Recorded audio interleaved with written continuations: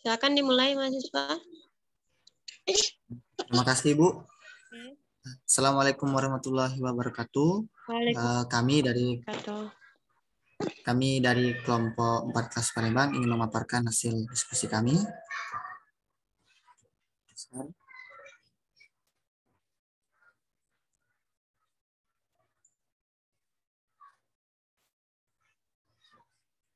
Apakah share screen saya sudah muncul, teman-teman? Di tempat saya belum ya, masih proses ya. Ya, Bu. Oke, ini udah muncul. Ini udah muncul nih. Di sini materi yang kami akan bawakan adalah tentang kebugaran jasmani, definisi faktor dan kaidah. Memperkenalkan anggota dari kelompok kami, kelompok 4 kelas Palembang. Yang pertama, Fajar Hari Widodo. Apakah Fajar hadir? Yang kedua, Laila Seli Dinata. Apa Laila sudah masuk hadir ke dalam Zoom? Hadir. Terima kasih. Selanjutnya teman saya satu lagi, yang keempat, Dimas Praja. Apakah Dimas sudah masuk ke dalam Zoom? Dimas? Hadir, baru masuk, Zak. Oke, terima kasih Dimas. Baiklah, kita masuk ke materi. Pertama dari definisi, mungkin. Siap. Belum pindah slide-nya, Zaki.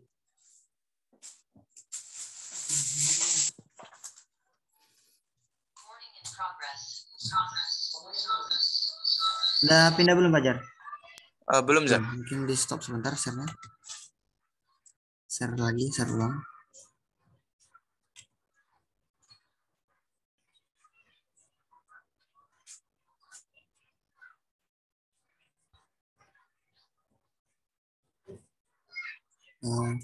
Sudah muncul, Fajar? Belum, Zak. Belum? Masih belum muncul. Nah, udah. Silakan, Fajar. Oke. Kali ini saya ingin membacakan definisi dari kebugaran jasmani menurut Sadoso. Mendefinisikan kebugaran jasmani adalah kemampuan seseorang untuk menunaikan tugasnya sehari-hari dengan gampang, tanpa merasa lelah yang berlebihan, serta masih mempunyai sisa atau cadangan tenaga untuk menikmati waktu senggangnya dan untuk keperluan mendadak. Dengan kata lain, kebugaran jasmani dapat pula didefinisikan sebagai kemampuan untuk menunaikan tugas dengan baik, walaupun dalam keadaan sukar, di mana orang yang tidak akan dapat melakukannya. Kemudian dari Agus Mukholid, MPD 2004, menyatakan bahwa kebugaran jasmani adalah kesanggupan dan kemampuan untuk melakukan kerja atau aktivitas, mempertinggi daya kerja, dengan tanpa mengalami kelelahan yang berarti atau berlebihan. Sumarso Juno dan Giri Wijoyo tubuh untuk menyesuaikan fungsi alat-alat tubuh dalam batas fisiologi terhadap keadaan lingkungan atau kerja fisik secara efisien tanpa lelah berlebihan. Pernyataan kedua ahli tersebut dapat didefinisikan bahwa kebugaran jasmani intinya adalah suatu kemampuan untuk tidak suatu kemampuan Tuhan atau kegiatan ya tidak terjadi kelelahan yang berlebih. Nah, ini definisi menurut Suratman. Kebugaran jasmani adalah suatu aspek fisik dari kesegaran menyeluruh atau total fitness yang memberi kesanggupan kepada seseorang untuk menjalankan hidup yang produktif dan fisik yang layak. Jadi berdasarkan uraian di atas dapat disimpulkan bahwa kesegaran jasmani dapat diartikan sebagai kemampuan fisik untuk melakukan tugas atau pekerjaan yang berlebihan dan dapat melakukan pemulihan yang cepat seperti pada saat sebelum melakukan aktivitas. Jadi intinya sama seperti yang saya simpulkan tadi, itu seseorang itu tidak mengalami kelelahan yang intinya itu untuk definisi kebugaran jasmani. Saya kembali. Baik, terima kasih Pak Fajar untuk definisi yang sudah dijelaskan. Baiklah, saat ini kita akan masuk ke pengertian kebugaran jasmani yang berhubungan dengan kesehatan. Mungkin kepada teman saya Dimas Praja.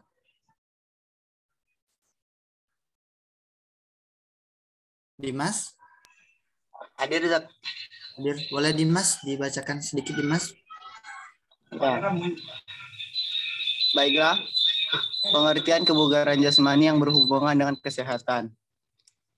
Kesehatan jasmani yang berhubungan dengan kesehatan atau healthy related fitness terdiri dari daya tahan jantung paru atau cardiorespiratory, kekuatan otot, daya tahan otot, fleksibilitas, dan komposisi. Terjemahan daripada kata physical fitness mencakup pengertian yang luas atau kompleks, sehingga tidaklah begitu mudah untuk menyusun batasan secara singkat dan tepat. Kita mengenal beberapa batasan yang antara lain diutarakan oleh pertama Scott and Friends. Orang yang fit atau segar adalah orang yang sehat, mempunyai kemauan mengatasi pekerjaan sehari-hari dan masih mempunyai tenaga cadangan yang cukup tidak hanya untuk menghadapi keadaan darurat, tapi juga untuk mengisi waktu-waktu terluang. Baiklah, Zaki, lanjut.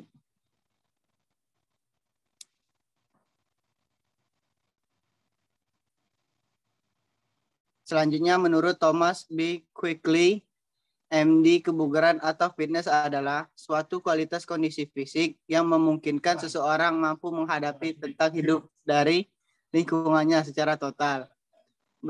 Berekspektasi dan memiliki fisik yang sehat, artinya ialah dapat menahan tekanan dari lingkungannya tanpa mengalami kelelahan yang berlebihan dan masih memiliki sisa energi untuk bermain. Selanjutnya, menurut Profesor Dr. R.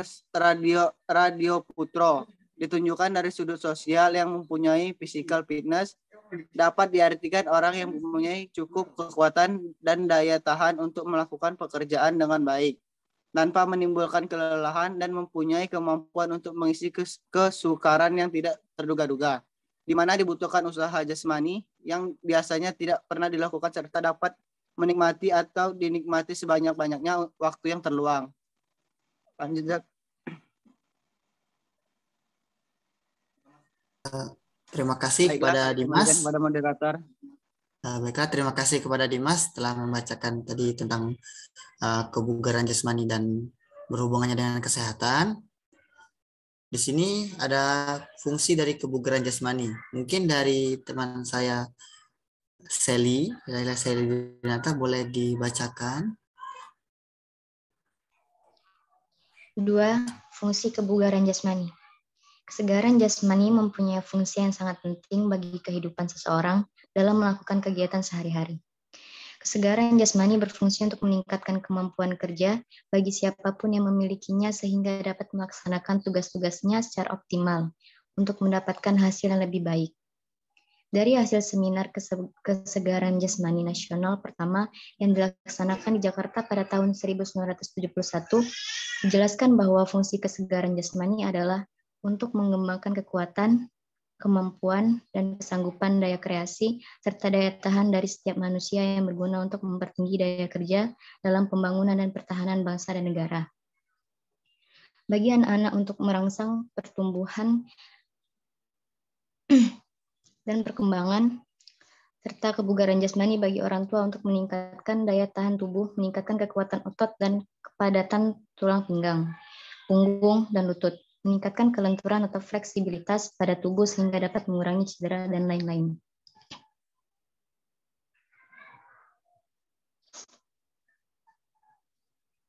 Boleh dilanjutkan, Sally, untuk faktor kebugaran jasmani. Selanjutnya, yang ketiga ada faktor-faktor yang mempengaruhi kebugaran jasmani. Yang pertama, jasmani. Keadaan jasmani seseorang mempengaruhi kebugaran jasmaninya. Orang yang keadaan fisiknya sedang sehat tentu memiliki kebugaran jasmani yang lebih baik dibandingkan dengan orang yang sedang sakit. Yang kedua, faktor keturunan. Kebugaran dari orang tua akan menurun kepada anaknya atau hereditas. Apabila orang tuanya memiliki kebugaran jasmani yang bagus, kemungkinan anaknya pun akan mempunyai kebugaran jasmani yang baik.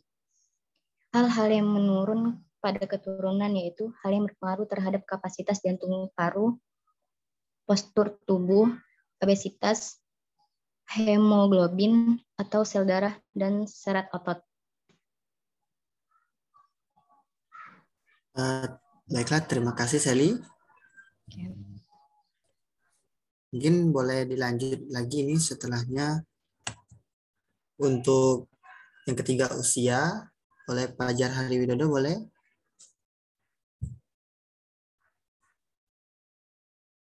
Oke,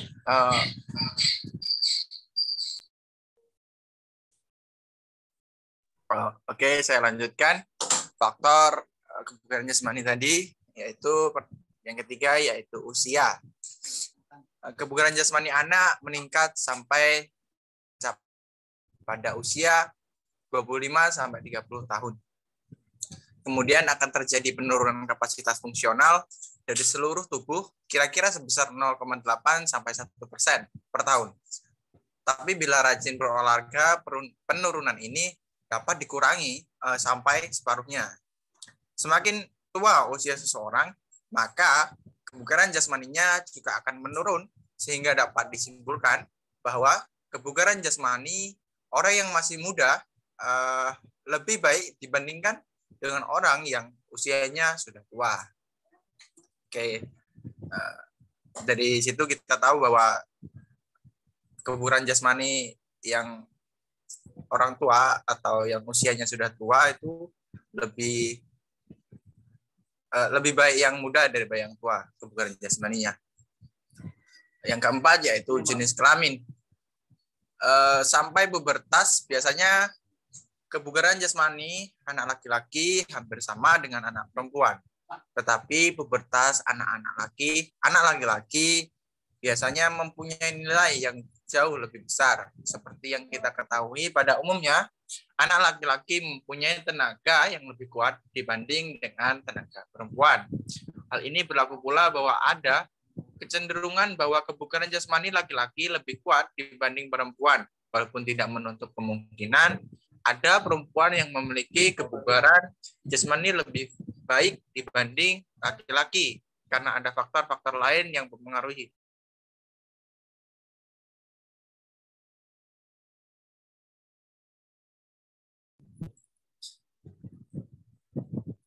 Oke, lanjut moderator.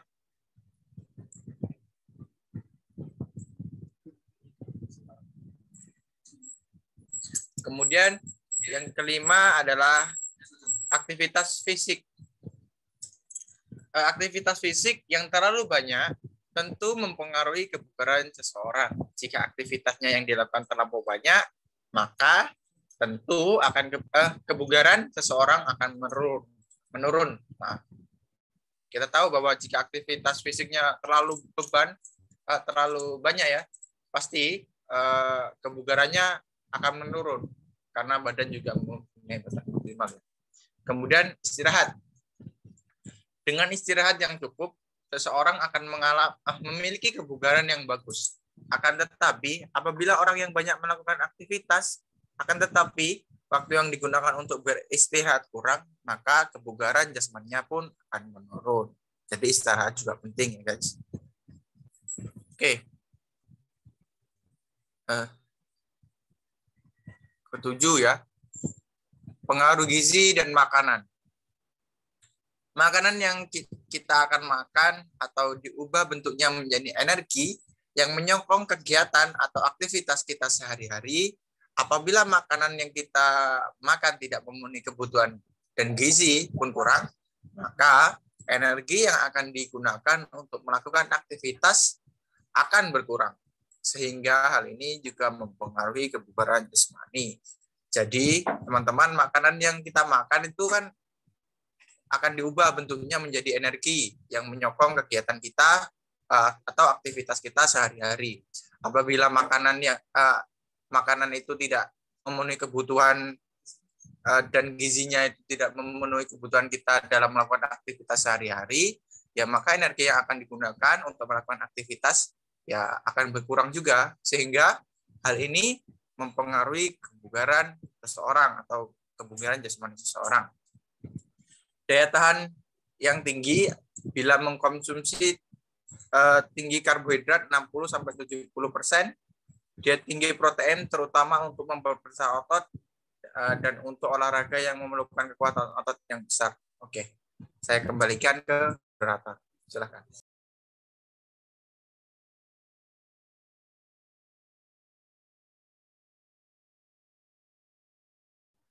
Baiklah, terima kasih Fajar untuk penjelasannya. Mungkin untuk kaidah olahraga saya serahkan kepada Dimas Praja. Baiklah, terima kasih moderator. Yaitu 4 kaidah olahraga. Baik olahraga yang baik merujuk pada jenis, tata cara, dan waktu pelaksanaan latihan.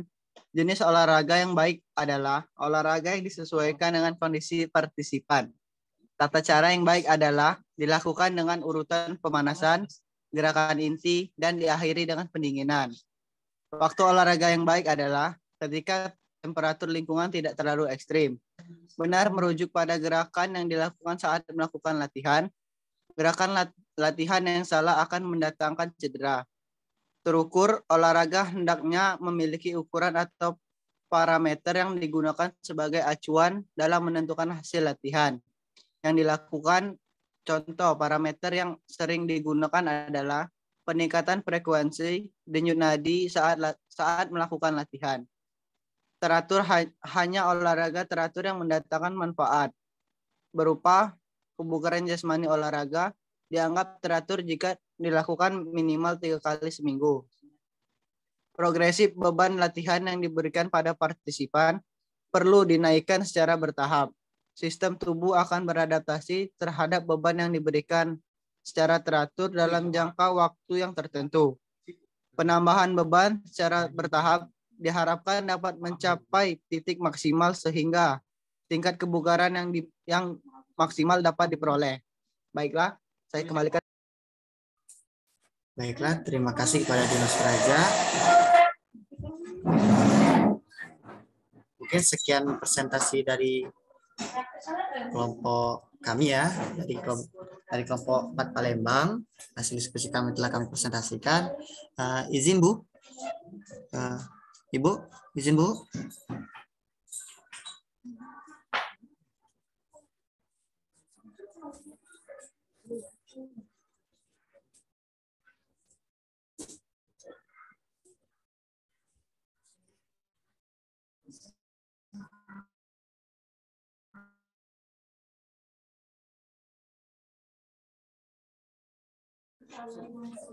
Mungkin izin Bu. Iya, Nak. Ini langsung sesi tanya jawabnya atau saya lempar Iya, ke kelas? pertanyaan dulu ya. Habis pertanyaan dulu. baru lanjut ke kelompok Indralaya. Oke. Terima kasih Bu. Mungkin dari teman-teman ada yang ingin bertanya kepada kelompok kami tentang materi kebugaran jasmani. Mungkin dari definisinya, faktor, dan kaidahnya mungkin ada yang ingin ditanyakan. Atau tentang hubungan kebugaran jasmani dan kesehatan tadi, ada yang ingin ditanyakan teman-teman?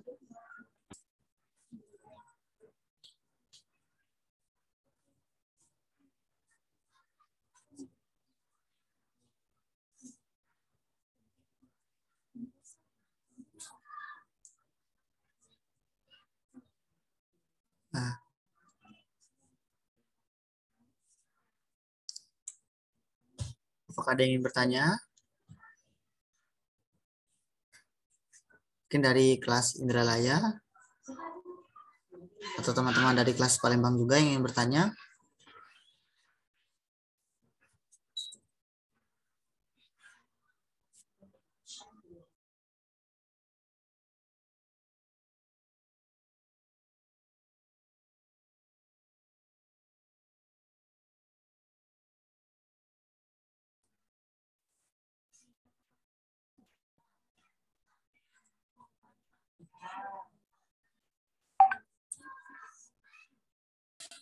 Izin teman-teman, mungkin ada yang ingin bertanya.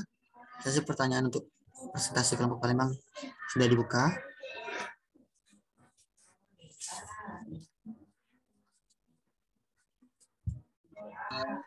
Kalau belum ada, lanjutkan paparan kelompok berikutnya aja, Zaki. Ya Bu, siap Bu. Baiklah, terima kasih untuk teman-teman. Mungkin nanti boleh bertanya lagi ketika setelah kelompok ini Indralaya tampil untuk kelompok kami. Saya lempar ke moderator Indralaya, kelompok 4 Indralaya.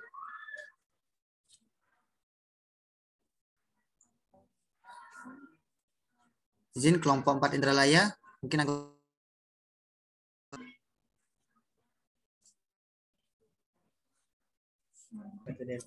Oke, assalamualaikum warahmatullahi wabarakatuh. Waalaikumsalam warahmatullahi wabarakatuh. Warahmatullahi wabarakatuh. Kok kelompok 5 ini?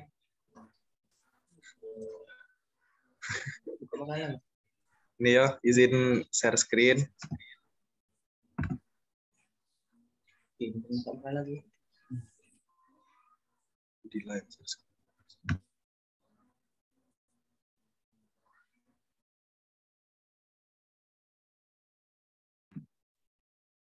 Oke, assalamualaikum warahmatullahi wabarakatuh. Jadi di sini kami kelompok 4 yang beranggotakan Ahmad Salahuddin Al-Ayyubi, Della Septiani, Faradila Dwi Afrianti, M. Fatan Alvito, saya sendiri, M. Riki Faratullah, Okta Munawaro, Riko, dan Windy Setia Irawati. Jadi pada kesempatan kali ini kami akan memaparkan PowerPoint atau tugas ini yang berjudul kebugaran jasmani. Kemudian materi pertama akan dibacakan oleh Della. Apakah Della ada di Zoom? Hadir, Pito. Oke, silakan Della. Yang pertama itu definisi kebugaran jasmani. Jadi kebugaran jasmani adalah suatu keadaan ketika tubuh masih memiliki sisa tenaga untuk melakukan kegiatan-kegiatan ringan yang bersifat rekreasi atau hiburan setelah melakukan kegiatan atau aktivitas fisik rutin.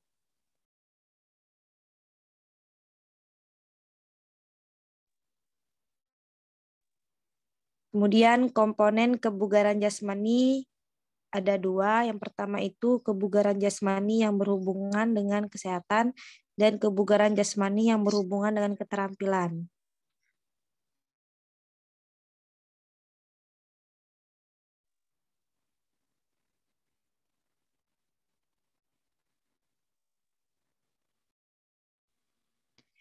Yang pertama, kebugaran jasmani yang berhubungan dengan kesehatan. Itu meliputi yang pertama, 1. Komposisi lemak tubuh merupakan gambaran perbandingan massa jaringan tubuh aktif dengan tidak terlibat dalam metabolisme energi. Yang kedua, fleksibilitas disebut juga kelenturan, merupakan ketersediaan ruang gerak sendi dalam memberikan toleransi terhadap upaya penggunaan maksimal sendi. Fleksibilitas dipengaruhi oleh komponen-komponen sendi, umur, jenis kelamin, dan latihan. Yang ketiga, kekuatan dan ketahanan otot. Kekuatan dan ketahanan otot berbanding lurus dengan tingkat kebugaran seseorang. Orang dengan otot yang kuat dan dapat bertahan lama memiliki kebugaran yang baik. Yang keempat, ketahanan jantung paru. Ketahanan kardiopulmonal dapat dijadikan pedoman langsung dalam menilai tingkat kebugaran seseorang. Kemampuan ambilan oksigen saat melakukan aktivitas fisik mencerminkan kemampuan metabolisme yang dimiliki orang tersebut.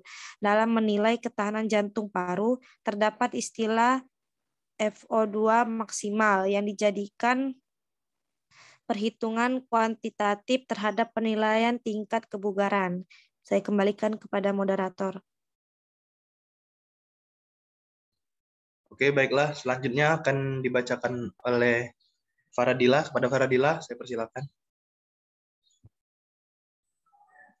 Selanjutnya, faktor yang mempengaruhi kebugaran jasmani. Antara lain yang pertama, umur.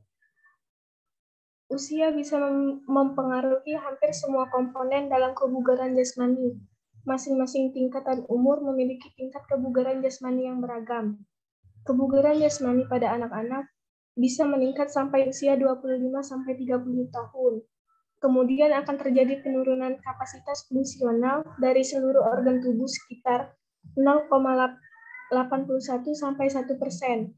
Tetapi dengan rajin melakukan olahraga, kecepatan penurunan itu bisa diperlambat sampai setengahnya. Pengaruh umur juga berpengaruh terhadap kelenturan dan komposisi tubuh. Hal itu biasanya terjadi karena proses menua yang disebabkan menurunnya elastisitas otot. Yang kedua, jenis kelamin. Biasanya tingkat kebugaran jasmani pria lebih baik daripada wanita karena pria lebih banyak melakukan aktivitas. Ketika usia pubertas, kebugaran jasmani laki-laki hampir sama dengan perempuan. Akan tetapi, setelah usia pubertas, laki-laki akan mempunyai tingkat kebugaran jasmani lebih besar daripada wanita. Perbedaan biasanya terjadi karena kekuatan otot, baik pria maupun wanita, yang disebabkan oleh adanya perbedaan ukuran atau proporsi dalam tubuh. Yang ketiga, keturunan. Faktor ini berpengaruh terhadap kapasitas jantung, perut, postur tubuh, sel darah, obesitas, dan serat atas.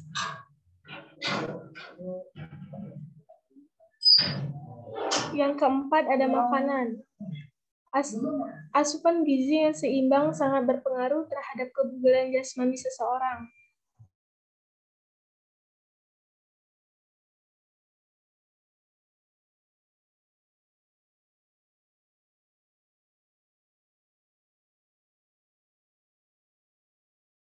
VO2 yang menyebabkan berkurangnya nilai VO2 max. Hal itu tentunya berpengaruh terhadap daya tahan tubuh.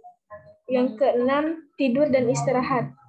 Tidur berguna agar tubuh beristirahat karena saat itu otot-otot kembali dibangun setelah latihan. Bisa dibayangkan bagaimana orang yang kurang tidur biasanya akan merasa lemas, letih, lesu. Jadi istirahat yang cukup menjadi faktor yang penting dan berpengaruh terhadap kebugaran jasmani. Saya kembalikan ke moderator.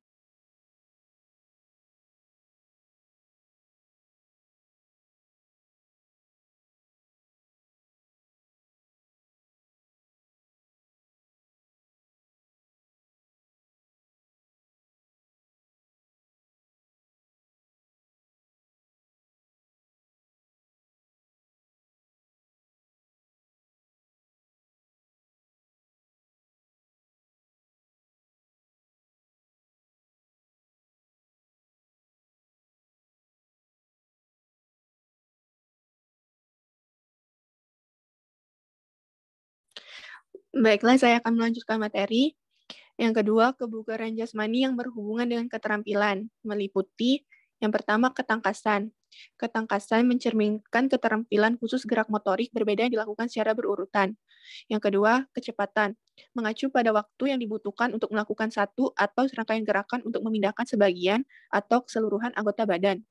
Yang ketiga, waktu reaksi. Mencerminkan kemampuan tubuh atau anggota gerak dalam respon terhadap rangsangan yang diterima. Waktu reaksi dipengaruhi oleh konsentrasi dan kemampuan proses syaraf pusat dalam menginterpretasikan rangsangan yang diterima reseptor-reseptor yang tersebar di tubuh. Yang keempat, keseimbangan. Merupakan kemampuan tubuh dalam mempertahankan suatu posisi dalam jangka waktu tertentu. Yang kelima, merupakan koordinasi. Koordinasi merupakan kemampuan atau kecakapan yang dimiliki oleh tubuh dalam menyatukan berbagai macam gerakan di beberapa organ tubuh sehingga kesinambungan kerja yang baik tercipta dalam mencapai tujuan bersama. Yang keenam, daya ledak otot. Daya ledak otot adalah kemampuan otot untuk menghasilkan kerja semaksimal mungkin dalam tenggang waktu sesingkat-singkatnya. Baiklah, selanjutnya saya kembalikan.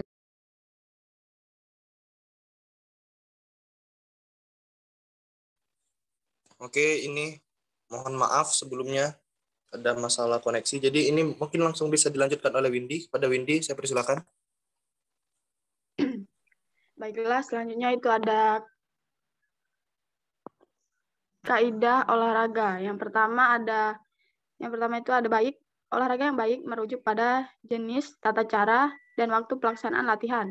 Jenis olahraga yang baik adalah olahraga yang disesuaikan dengan kondisi partisipan. Tata cara yang baik adalah dilakukan dengan urutan pemanasan, gerakan inti, dan diakhiri dengan pendinginan. Waktu olahraga yang baik adalah ketika temperatur lingkungan tidak terlalu ekstrim. Dan yang kedua itu ada benar. Benar ini merujuk pada gerakan yang dilakukan pada saat melakukan latihan. Gerakan latihan yang salah akan mendatangkan cedera. Ketiga itu terukur. Olahraga hendaknya memiliki ukuran atau parameter yang digunakan sebagai acuan dalam menentukan hasil latihan yang dilakukan. Contoh parameter yang sering digunakan adalah peningkatan frekuensi denyut nadi saat melakukan latihan. Yang keempat ada teratur. Hanya olahraga teratur yang mendatangkan manfaat berupa kebugaran jasmani. Olahraga dianggap teratur jika dilakukan minimal 3 kali seminggu. Dan yang terakhir ada progresif. Beban latihan yang diberikan pada partisipan perlu dinaikkan secara bertahap. Sistem tubuh akan beradaptasi terhadap beban yang diberikan secara teratur dalam jangka waktu tertentu. Penambahan beban secara bertahap diharapkan dapat mencapai titik maksimal sehingga tingkat kebugaran yang maksimal.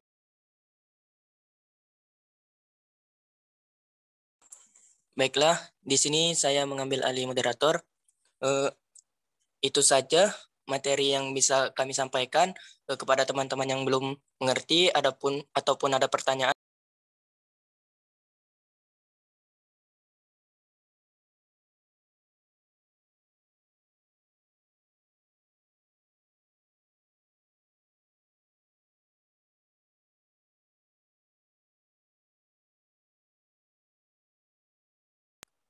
Halo teman-teman sekalian, apakah ada yang ingin bertanya?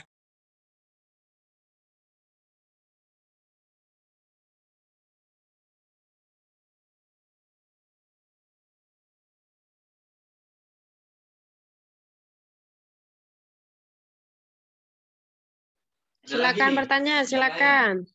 Jangan nggak bertanya. Tadi yang kelompok pertama tadi belum ada. Ini kalau dua juga belum ada nih. Silakan bertanya.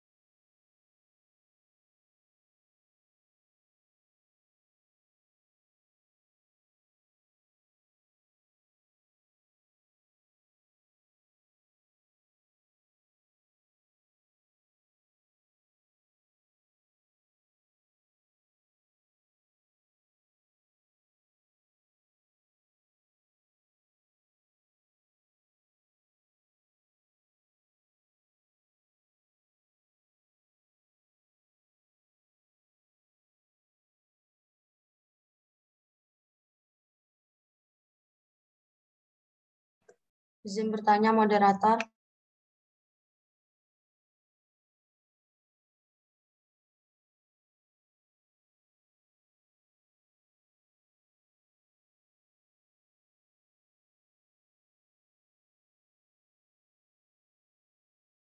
Ya, silakan Wanda.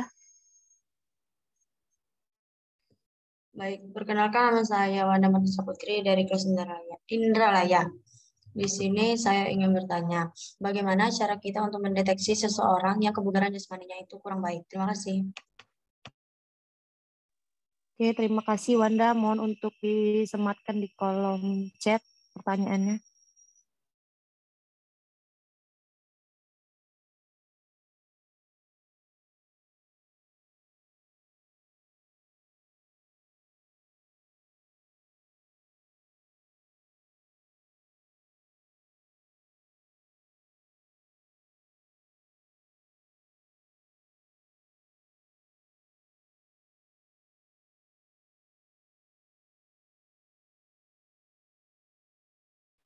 Izin bertanya. Ya, silakan. Halo. Oke, terima kasih. Perkenalkan nama saya Aprilio Beni Permadi dari kelas Indralaya. Izin bertanya, pada usia berapa seseorang mulai mengalami penurunan kekuatan otot dalam kebugaran jasmaninya? Terima kasih. Baiklah, terima kasih kepada Saudara Aprilio Beni. Mohon untuk disematkan di kolom chat. Baiklah, untuk teman-teman, satu pertanyaan lagi. Jika ingin bertanya, kami persilakan.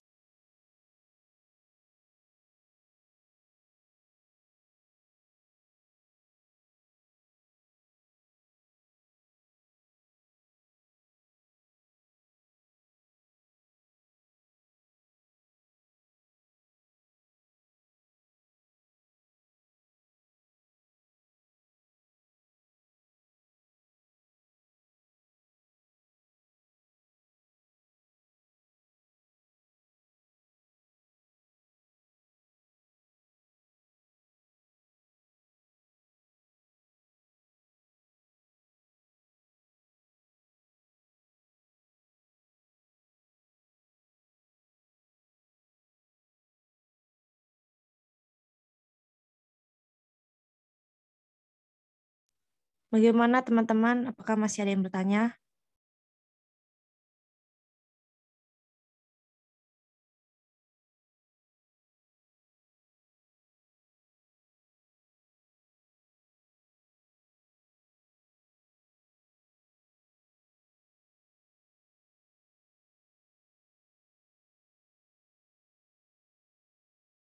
Izin Bu, mungkin teman-teman tidak ada lagi yang ingin bertanya. Bagaimana kalau dilanjutkan ke kelompok 5, Bu? Yang kelompok 1 tadi belum ada yang bertanya? Mau bertanya? Belum, Bu. Yang kelompok pertama tadi dari kelas Palembang belum ada yang bertanya. Untuk kelas Indralaya ini baru 2 pertanyaan, Bu. Oh ya udah, satu lagi aja ya yang paparan ya. Nanti Satu lagi aja. tanggal 15 Maret, nah itu kan sudah masuk lagi berarti. Oke ya. Nah, jadi nggak masalah. Ya.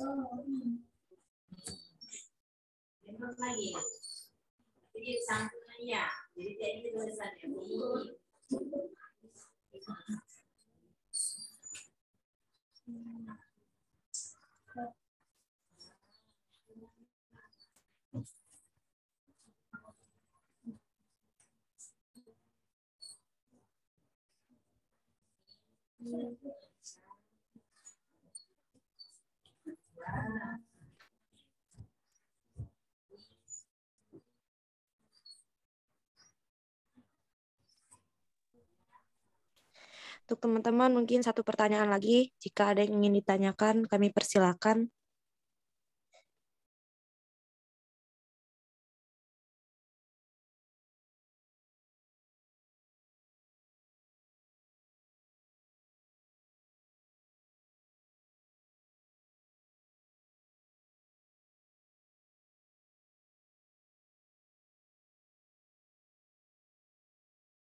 Izin bertanya, moderator. Oke, kami persilakan. Oke, baik, terima kasih, moderator. Perkenalkan, nama saya Agi Rahmat Wahyudi dari kelas Indralaya. Izin bertanya, nah ini pemaparan kalian tadi. Jadi pertanyaan saya adalah, apakah seseorang wanita itu bila dia melakukan latihan beban, apakah membuat tubuh wanita tersebut menjadi terlihat seperti pria? Karena kita ketahui banyak wanita yang menghindari latihan beban karena mereka takutnya tubuh mereka menjadi seperti pria. Ini itu saja pertanyaan saya. Baiklah, terima kasih kepada Saudara Agi. Mungkin untuk disematkan di kolom chat pertanyaannya. Baiklah, 3 pertanyaan sudah kami tampung. Kami akan mendiskusikan untuk mencari jawabannya. Saya kembalikan kepada moderator kelompok 5 atau kelas Palembang yang kelompok 4 tadi. Mungkin bisa membuka sesi pertanyaan. Terima kasih. Wassalamualaikum warahmatullahi wabarakatuh. Izin, saya Zekianullah, moderator dari kelompok 4 Palembang. Oke, saya akan mencoba untuk buka sesi pertanyaan lagi untuk misalnya kalau ada misalnya teman-teman yang ingin bertanya pada kelompok kami. Kelompok 4 Palembang.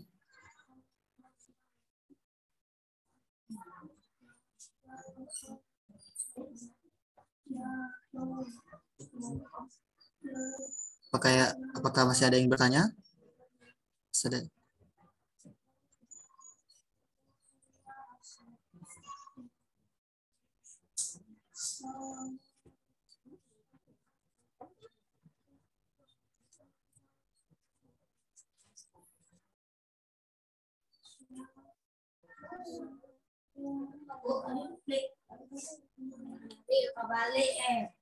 Sepertinya dari teman-teman belum ada yang bertanya. Izin Bu, boleh saya lempar ke kelompok 5? Ibu? Izin Bu.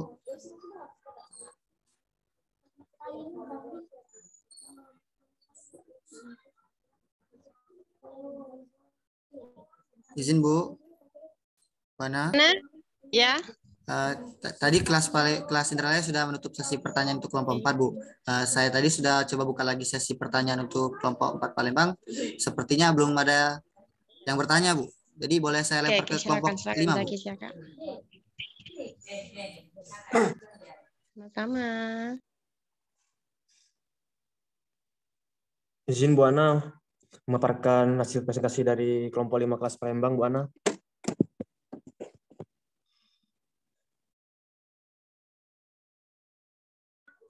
Izin Karis, apakah share screen saya tampil dan bergerak? Ini coba saya gerakan ke slide. Gerakan slide-nya. Karis? Belum bergerak, tapi sudah Belum muncul. bergerak. Oke, coba stop share sebentar. Share lagi. Apakah sudah tampil? Karis? Sudah. Oke.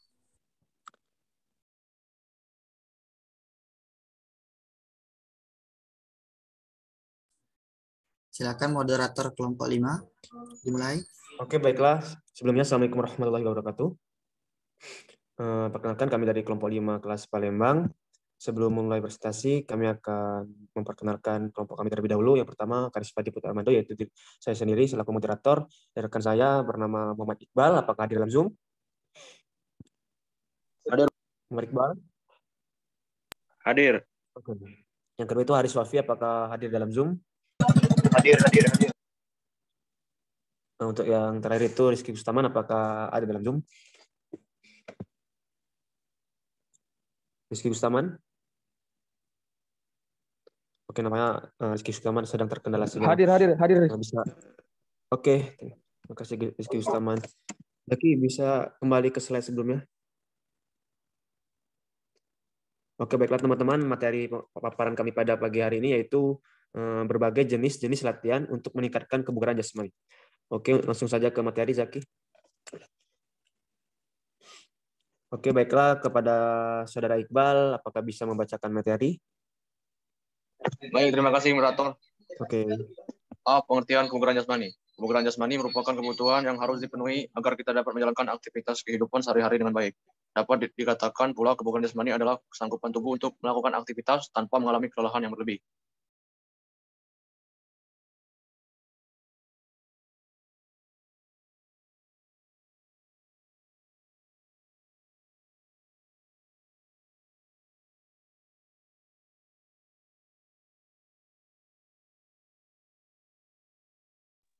B. Jenis-jenis latihan kebugaran jasmani. 1. Kekuatan, strength. Pengertian kekuatan adalah kemampuan otot dalam tubuh untuk memikul beban atau melakukan aktivitas.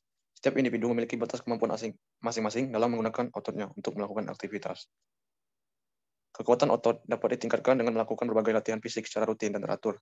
Beberapa bentuk latihan fisik yang dapat meningkatkan kekuatan otot diantaranya latihan sit up untuk memperkuat otot perut, latihan push up untuk memperkuat otot lengan, latihan squat jump untuk memperkuat otot tungkai dan perut, latihan pull up untuk melatih kekuatan bahu dan tangan.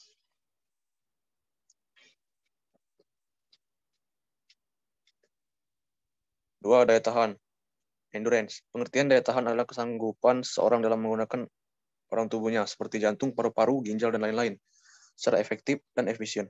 Daya tahan tubuh juga dapat dilatih dan ditingkatkan kemampuannya. Namun, latihan daya tahan tubuh berbeda dengan latihan otot.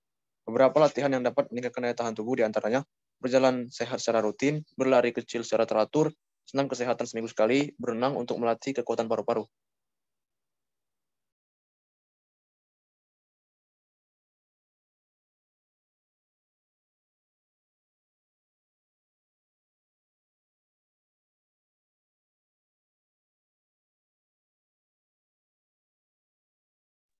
Tiga, daya otot, dalam kurung muscular power.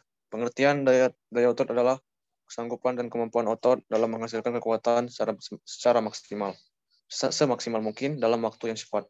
Kemampuan daya otot dapat ditingkatkan misalnya dengan latihan vertical jump untuk melatih daya otot tungkai, front jump untuk melatih daya otot betis dan tungkai, side jump untuk melatih daya otot paha dan tungkai.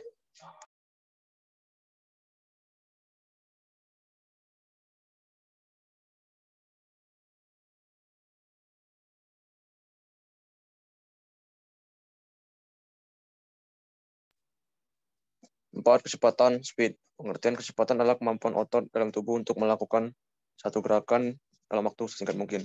Umumnya, kecepatan dibutuhkan dalam bidang olahraga tertentu, misalnya balap sepeda, lomba berenang, dan lari. Baik, moderator, saya kembalikan ke moderator. Oke, baiklah. Terima kasih Muhammad Iqbal. Untuk pembacaan materi selanjutnya, untuk Adi Swafi, apakah bisa membacakan materi? Ya, bisa, moderator. Oke, silakan. Yang kelima, daya lentur atau flexibility. Pengertian daya lentur adalah kesanggupan tubuh manusia dalam menyesuaikan diri dengan berbagai gerakan yang memerlukan penguluran tubuh atau kelenturan. Berikut ini beberapa latihan untuk melenturkan otot tubuh. Hip flexor atau quad stretch untuk melenturkan otot pinggul, quads, dan hamstring. Yang kedua ada bridge with leg stretch untuk melenturkan otot dada, perut, pinggul, glutes, dan kaki. Yang ketiga ada quadricep untuk melenturkan otot depan. Ulang. Coba diulangi lagi bacanya, baca itu coba. Dari yang mana, Bu? Coba, glutes itu apa? Coba ulangi lagi. Coba. Ya, Bu. Ya, coba diulangi lagi aja bacanya. Berikut ini beberapa latihan untuk melenturkan otot tubuh. Yang pertama, hip flexor atau quad stretch untuk melenturkan otot pinggul, quads, dan hamstrings. Yang kedua ada bridge with leg stretch untuk melenturkan otot dada, perut, pinggul, glutes, dan kaki. Yang ketiga ada quadricep untuk melenturkan otot depan dan samping paha.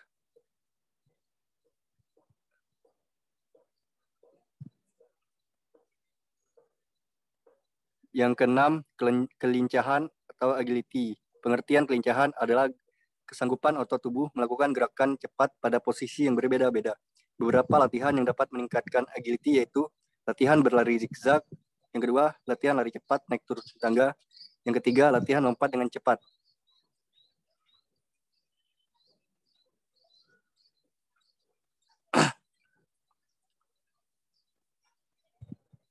Oke, yang ketujuh, koordinasi. Pengertian koordinasi adalah kemampuan tubuh manusia dalam mengintegrasikan beberapa gerakan cepat secara efektif. Salah satu contoh koordinasi yaitu gerakan mengontrol bola atau juggling, di mana terjadi koordinasi antara gerakan kepala, bahu, kaki, dan anggota tubuh lainnya. Oke, baiklah. Terima kasih Adi Swafi telah membacakan materi. Oke, untuk materi selanjutnya kami persilakan kepada Rizky Bustaman untuk membacakan materi. Kepada Rizky. Oke, terima kasih moderator. 8. Keseimbangan atau balance. Pengertian keseimbangan adalah kemampuan tubuh dalam mengontrol saraf dan organ tubuh sehingga dapat mengendalikan kegiatan tubuh dengan baik. Beberapa latihan yang dapat meningkatkan keseimbangan. 1. Berdiri dengan satu kaki. 2. Berdiri terbalik dengan menggunakan tangan atau handstand. 3. Berjalan di atas tali, balok, atau batang bambu.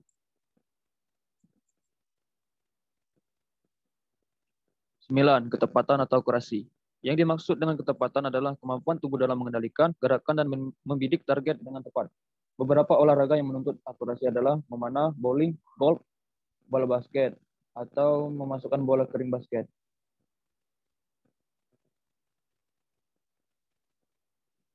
10. Reaksi.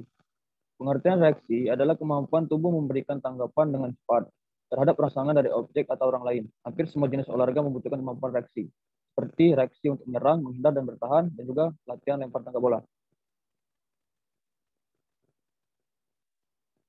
Oke, saya kembalikan kepada moderator. Oke, baiklah. Terima kasih kepada Rizky Bustaman telah membacakan materi. Baiklah teman-teman sekalian, itulah hasil pemaparan dari kelompok kami. Bagi yang masih belum paham atau masih bingung dengan materi yang kami paparkan, kami silakan untuk bertanya. Kepada teman-teman, silakan bertanya.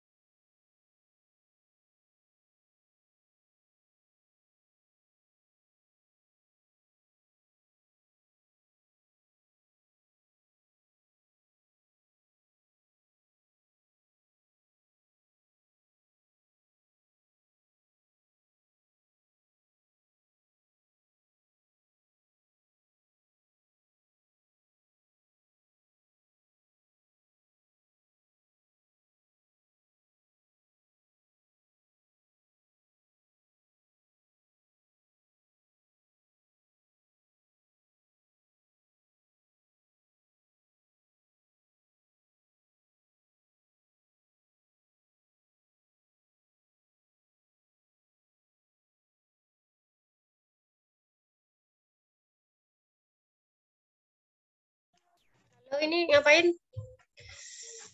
Diam-diaman. Izin Ini Mana, apa? kami lagi membuka sesi pertanyaan Bu Ana, tapi belum ada yang bertanya Bu Ana. Apa udah bertanya kalau ini lah? Paham kan lo? Moderator. Izin bertanya. Oke, baiklah kepada Ayub. Silakan bertanya. Nama saya Ahmad Salahuddin Al-Ayubi dari kelas Indralaya. Izin bertanya. Apa perbedaan yang signifikan antara latihan kardio atau latihan endurance dan latihan otot rangka? Saya ulangi, apa perbedaan antara Nggak tahu dong. Apa jadi gantikan Ayub? Jadi tadi kan disebutkan apa latihan endurance atau latihan ketahanan dan latihan power dan kekuatan. Nah, jadi saya di sini ingin bertanya apa perbedaan yang signifikan antara kedua latihan tersebut? Apakah bisa dipahami? Oke, bisa dipahami. Untuk lebih lengkapnya bisa dicantumkan di kolom chat itu. Oke. Oke, baiklah teman-teman sekalian, apakah ada yang ingin bertanya lagi?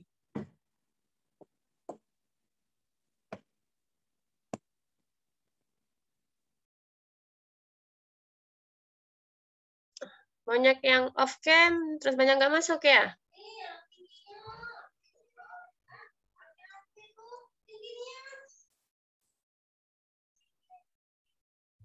Ya mahasiswa ya? Halo?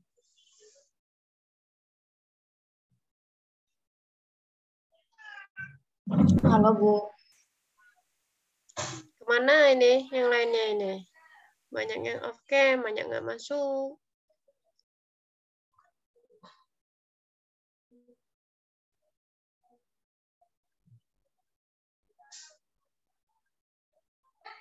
Silakan dijawab pertanyaan-pertanyaan temannya tadi ya.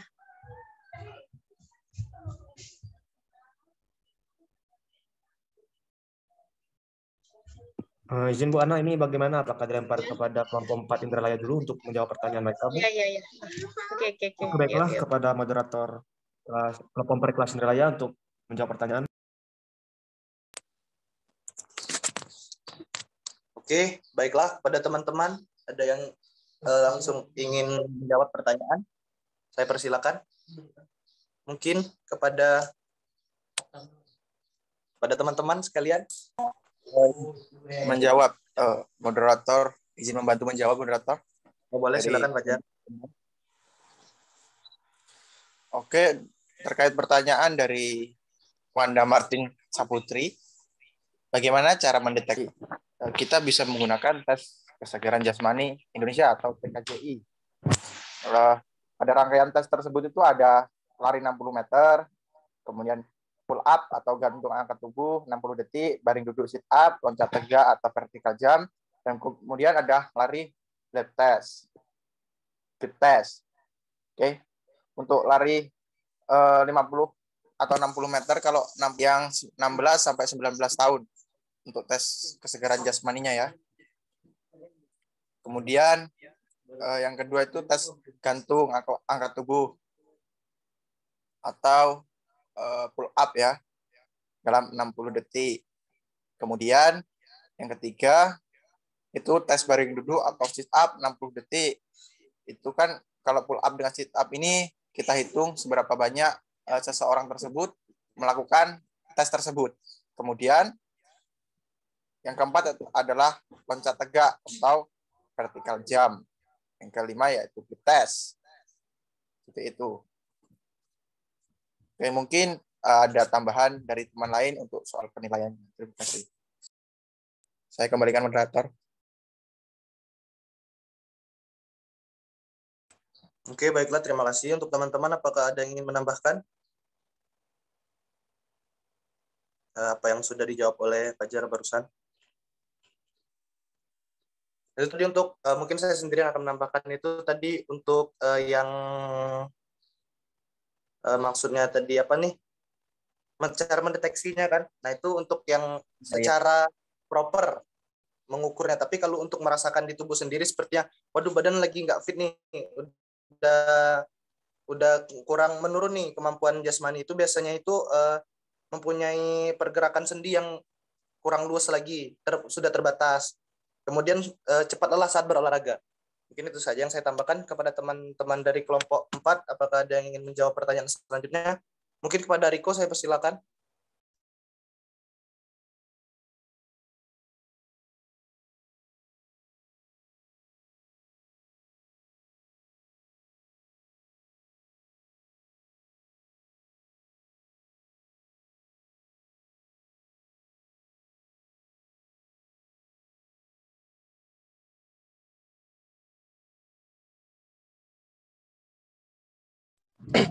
Baiklah, Assalamualaikum warahmatullahi wabarakatuh.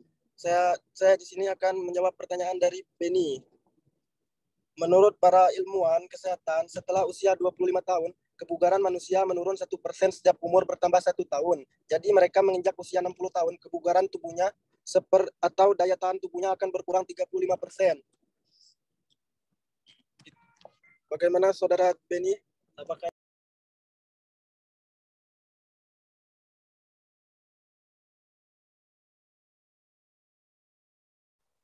Beni, apakah Beni ada di Zoom? Ya, terima kasih Saudari Riko sudah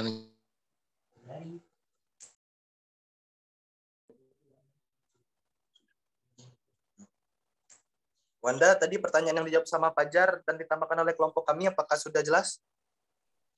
Baik, terima Ya, kasih Fajar dan Vito telah menjawab pertanyaan saya. Jawabannya sudah jelas. Terima kasih, saya kembalikan ke moderator. Oke, mungkin saya akan lanjut menjawab pertanyaan dari Agi ya. Tadi Agi bertanya tentang tubuhnya menjadi teriak seperti pria. Oke, jadi Agi, latihan beban pada wanita tetap memperkuat otot dan tetap membesarkan otot, tapi tidak akan sebesar pada pria karena dia berpengaruh penting saat melakukan pembentukan otot. Hormon testosteron, tidur yang cukup, dan pola makan yang baik akan sangat membantu dalam pembentukan otot. Jadi jika ditanya apakah wanita akan bisa jadi, tapi menggunakan drugs, contohnya steroid. Steroid itu termasuk dalam jenis drug, obat-obatan terlarang. Kalau secara natural jelas tidak bisa wanita menyaingi otot yang bisa di-build oleh pria. Apakah jelas? Siap, untuk jawabannya itu sangat jelas sekali. Oke. Terima kasih untuk Agi. jawaban yang cukup lengkap. Ya, mungkin kelompok 5.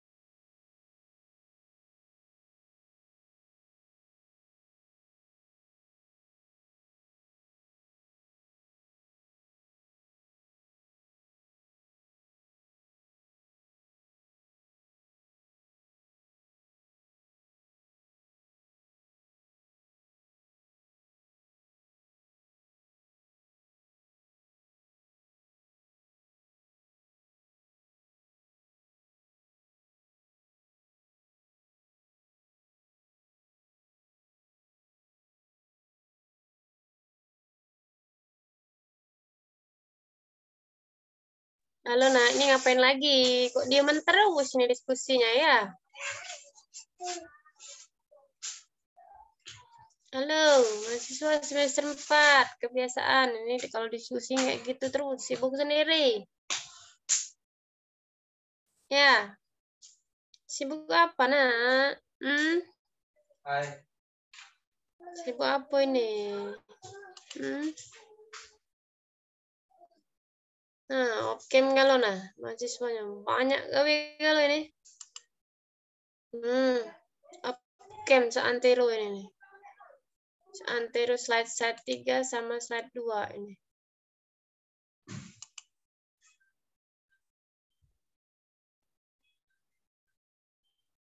Ayo ngapain diem-dieman kayak gini?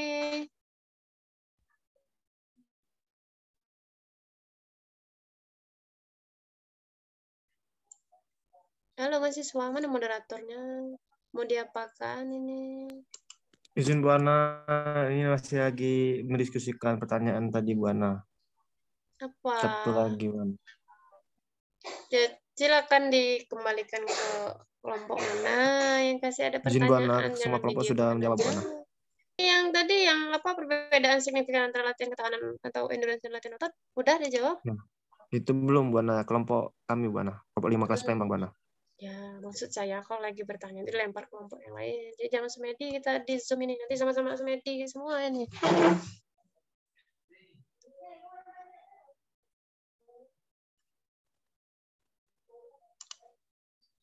Yang masih off cam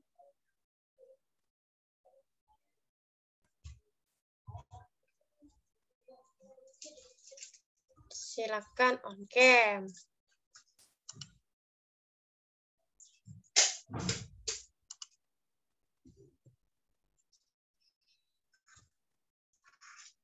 Nama sedikit juga yang masuk ya.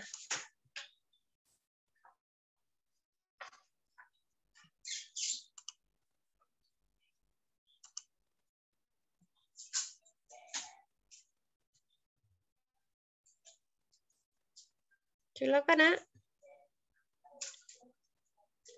Nah. Halo, ini moderatornya kemana? Mau diapakan? Oke, baiklah. Pertanyaan dari Vito tadi akan dijawab. Oke, terima kasih moderator. Jadi untuk jawaban dari saudara Vito, yaitu ada perbedaan pengaruh yang signifikan terhadap hipertrofi otot dan ketebalan lemak.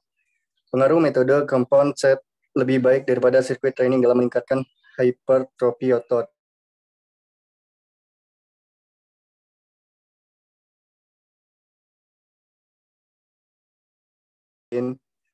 Pengaruh metode sirkuit training lebih dan rendah hipertrofi lemak, hipertrofi otot dan ketebalan lemak pada members yang memiliki kekuatan otot rendah pada interaksi antara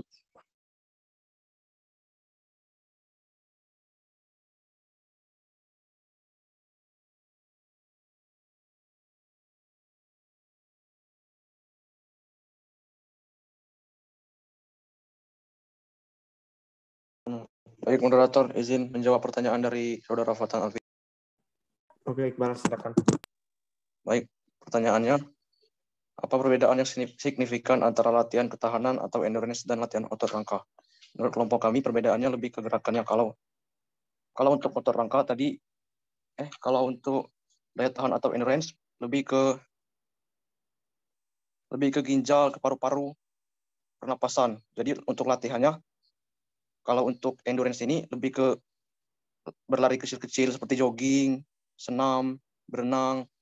Dan kalau untuk latihan otot rangka ini lebih ke bagian otot dalam tubuh. Kalau menurut pendapat kami, kalau untuk sit up, push up, pull up, dan squat jump. Nah, jadi yang lebih signifikannya perbedaannya itu di gerak. Oke, baiklah. Bagaimana saudara Vito, apakah puas dengan penjelasan? Tadi endurance itu jadi maksudnya ke daya tahan ya, seperti pernafasan dan termasuk nggak kardiovaskular di endurance tersebut?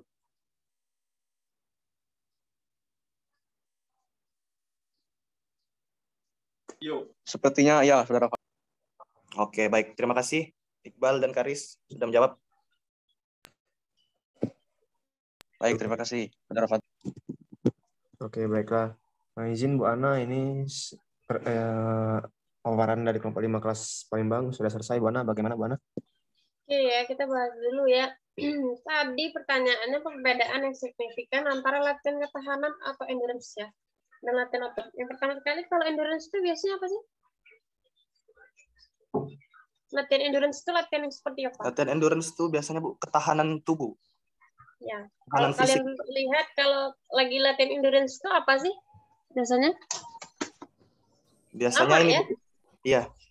Ya. Jadi kalau kalian latihan endurance itu biasanya kegiatannya itu lama. Nggak berlangsung dengan cepat. Harus. 40 menit endurance. Sepedaan. Minimal 30 menit. Itu endurance namanya. Tapi kalau kita bicara tentang otot rangka, ya kegiatannya nggak mungkin lama. Kayak push up. Kalau push up sampai 30 menit, gimana ya? Ya, jadi intinya gitu ya. Kalau mau lihat perbedaan yang signifikannya dengan durasinya. Pertama kali ya. Kalau endurance pasti berlangsung dengan latihannya lama kegiatannya. Tapi kalau yang biasanya lihat ke otot rangka ya biasanya dia cepat ya. 30 menit, semenit ya jarang lah ya orang push up sampai 2 menit ya. Biasanya push up 1 menit, 1 menit, 1 menit, bisa 2 menit lah. Tapi jarang juga push up sampai 5 menit ya, nggak mungkin. Ya, jadi dilihat di situnya. Pertama kali kalau perbedaan yang signifikannya di sana, waktunya. Ya, kalau kita bicara tentang latihan endurance, pasti yang terkena adalah kardiorespiratoria. Jadi yang maunya yang meningkat adalah jantungnya sama paru-parunya. Ya, jadi kalau jantung kalian kuat, terus paru-paru kalian kuat, ya biasanya durasi kalian atau kebugaran kalian itu ya meningkat juga ya. Latihannya di sana. Tapi beda kalau kalian mau yang six-pack itu ya. Nah, latihannya ya di fitness itu. Bisa dengan push up segala macam. Tapi kalau kalian pertama kali mau mendapatkan tubuh yang bugar, ya yang pertama kali yang kita lakukan adalah ya tadi. Lari, jogging, sepedaan. Itu untuk menjaga kondisi ya. Ya kalau kita kan untuk lari 30 menit, 20 menit males ya. Jadi kalau untuk menjaga ya tergantung lah kalian maunya apa. Kalau mau bugar ya bagusnya lari. Ya, bugar ya. Bugar ya. Kalau mau bugar. Tapi kalau mau sehat aja stretching ringan itu nggak masalah. Tergantung fungsinya. Ya, mahasiswa ya. Jadi kalau mempengaruhi kebugaran tadi ada jenis kelamin, usia, terus apalagi tadi fisik ya. Jelas ya kalau kita nggak sehat ya kita nggak bugar pastinya. Tapi kalau sehat belum tentu bugar ya. Itu mahasiswa ya. Lalu status gizi itu juga ada dalam penentuan kebugaran ya. Dari sana sudah tidak ada lagi pertanyaan ya. Tadi udah dijawab semua sama teman-temannya ya mahasiswa ya. Bu. Oke ya, silakan disimpulkan dulu moderator.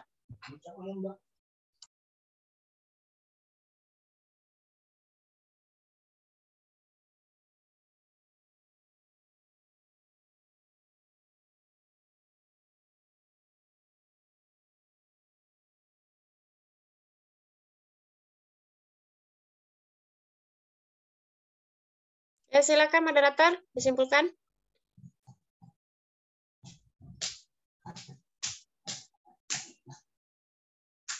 Silakan, Nak.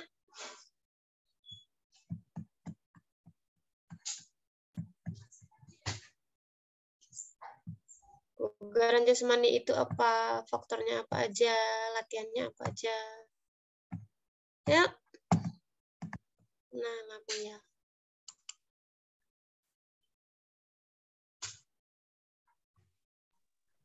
Oke Bu, Assalamualaikum warahmatullahi wabarakatuh. Mungkin di sini akan saya simpulkan, jadi kebugaran jasmani dapat kita sama-sama pahami bahwa kesehatan jiwa, kesehatan raga yang ada di dalam satu tubuh manusia yang harus dicapai dengan latihan, hidup sehat, dan pola makan yang baik. Ini itu saja, Bu.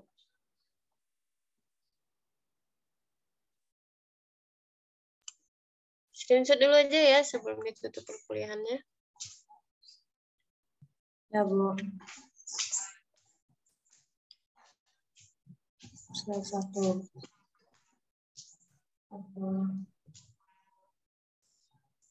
Ya.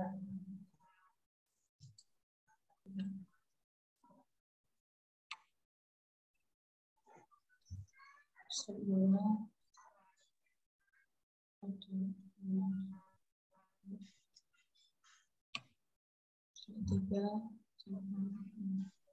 Sudah, Bu. Oke, terima kasih ya Ibu duluan ya, izin live ya. Bu, terima kasih.